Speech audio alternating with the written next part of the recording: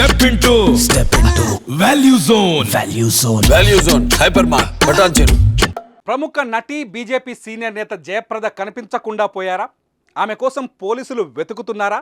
ఆమె చేసిన తప్పేంటి? ఇంతకీ ఇప్పుడు ఆమె ఎక్కడున్నారు? ఈ విషయాలు తెలియాలంటే ఈ వార్త చూడాల్సిందే.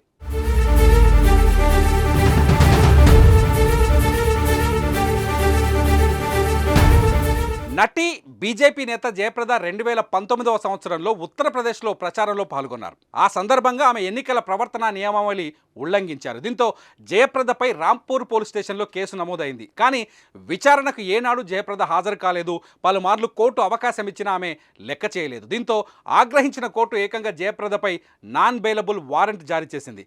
జనవరి 10లోపు జయప్రదను ఖచ్చితంగా కోర్టులో హాజరుపరచాలని పోలీసులకు ఆదేశాలు అందాయి. ఇప్పుడు రాంపూర్ పోలీసులు జయప్రదను వెతికే పనిలో ఉన్నారు. చూద్దాం ఇప్పటికైనా జయప్రద కోర్టు ఆదేశాలని పాటిస్తారో లేదో, లేకపోతే తప్పించుకొని తిరుగుతారు. ఈ నేపథ్యంలోనే జయప్రద మిస్ అయ్యారంటూ, జయప్రద కనిపించట్లేదంటూ రాంపూర్ పోలీసులు మాట్లాడుతున్నారు. దీంతో జయప్రద మిస్సింగ్ అనే వార్త ఇప్పుడు దేశవ్యాప్తంగా సంచలనం సృష్టిస్తోంది.